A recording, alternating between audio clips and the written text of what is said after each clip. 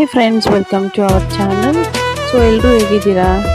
ಈ ವೆದರ್ಗೆ ನಾವು ಬೇಗ ಬೇಗ ಆಫೀಸ್ಗೆ ಅದರ ಒಳ್ಳೆ ಫಾಸ್ಟಾಗಿ ಬೇಗ 5 ಮಿನಿಟ್ಸಲ್ಲಿ ಬ್ರೇಕ್ಫಾಸ್ಟ್ ಮಾಡಿ ಬಂದಿದ್ದು ಲೆಮನ್ ರೈಸ್.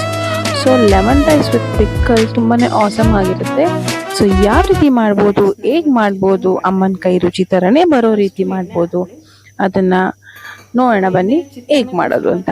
ಸೊ ಇದು ನಮ್ಮಮ್ಮ ಹೇಳ್ಕೊಟ್ಟಿದ್ದಂಥ ರೆಸಿಪಿ. ನಾನಿಲ್ಲಿ ಮಾಡಿದ್ದೀನಿ ಅಡುಗೆನ, ಅದು ನಿಮ್ಮ ಮುಂದೆ ತೋರಿಸ್ತಾ ಇದ್ದೀನಿ. ಸೊ ಈಗ ಒಂದು ಪಾತ್ರೆ ತಗೊಂಡು ಒಂದು ಸ್ವಲ್ಪ ಎಣ್ಣೆ ಹಾಕೊಳ್ಳಿ. ನಾನಿಲ್ಲಿ ಮಾಡ್ತಿರೋದು ಬಂದು 3 ಮೆಂಬರ್ಸಿಗೆ ಮಾತ್ರನೇ ಮಾಡ್ತಿರೋದು. ಸೊ ಎಣ್ಣೆ ಕಾದ ನಂತರ ನಾವು ಎಣ್ಣೆ ಎಲ್ಲ ಸಾಸಿವೆ ಸಿಡಿದ್ಮೇಲೆ ನಾವು ಕಡಲೆಕಾಯಿ ಬೀಜ ಹಾಕೊಬೇಕು.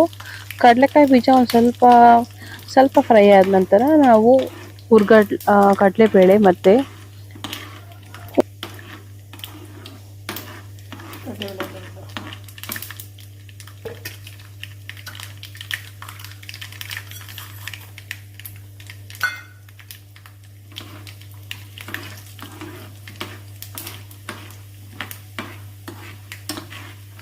ಕಡಿಮೆ ಮಾಡ್ಕೊಳ್ಳ ಇಷ್ಟಿಲ್ಲ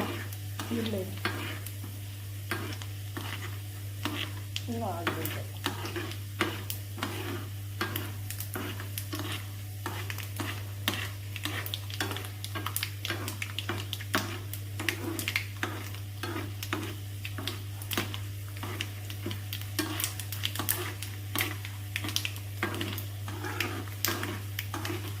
ಹಸಿಮೆಣಸಿನ್ಕಾಯಿ ಹಾಕ್ಬೇಕಾಗ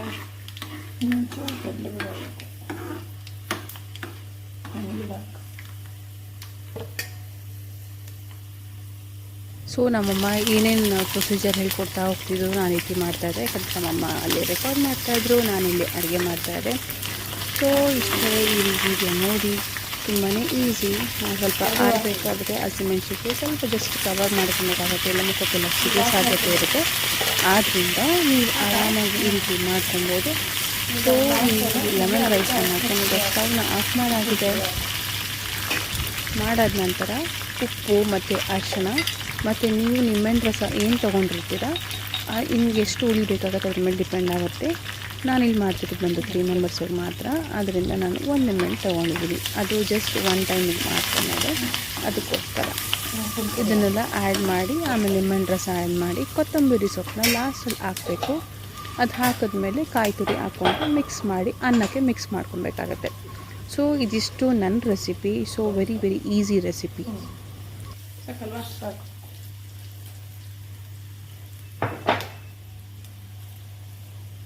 ನಿಂಬೆಹಣ್ಣು ಇಟ್ಕೊಂಡಿದ್ದೀವಿ, ಕೆರ್ಸ್ಬಿಟ್ಟು ನಿಂಬೆಹಣ್ಣು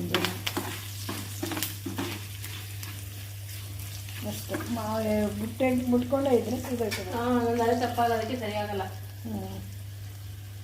ಆಯ್ತು, ಭಾಳ ತಗೊಬಿಟ್ಟಿದ್ಯಾ ನಿಂಬೆ ಹುಳಿ ಗೈಸ್. ಸಾಕಲ್ವ ನಿಂಬೆನ? ಕೊತ್ತಂಬರಿ ಸೊಪ್ಪು ಹಾಕಲ?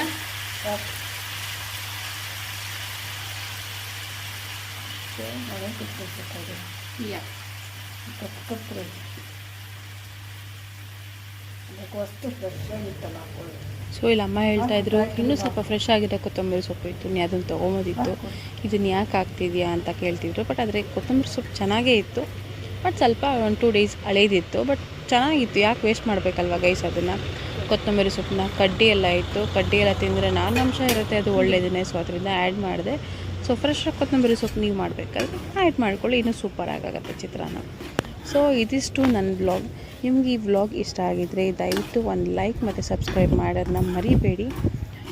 ನಿಮ್ಗೆ ಇನ್ಯಾವುದಾದ್ರು ಬೇಕು ಈಸಿ ರೆಸಿಪೀಸ್ ಅಂತ ಅನ್ನೋದಾದರೆ ನನಗೂ ಸಹ ಕಮೆಂಟ್ ಮಾಡಿ. ಸೊ ಬಿಕಾಸ್ ನಾನು ಕೂಡ ವರ್ಕ್ ಮಾಡ್ತಿರೋದ್ರಿಂದ ನನಗೆ ಆದಷ್ಟು ಈಸಿ ರೆಸಿಪೀಸೇ ನನಗೂ ಇಂಟ್ರೆಸ್ಟ್ ಇರುತ್ತೆ. ಈ ರೀತಿ ಮಾಡಿ ಇಟ್ಕೊಳ್ಳೋದ್ರಿಂದ ಫಟಾಫಟ್ ಅಂತ ಬೆಳಗ್ಗೆ ಬೇಗ ನಾವು ರೆಡಿ ಆಗ್ಬೋದು. ಏನಂತೀರಾ? Thank you for watching. Bye.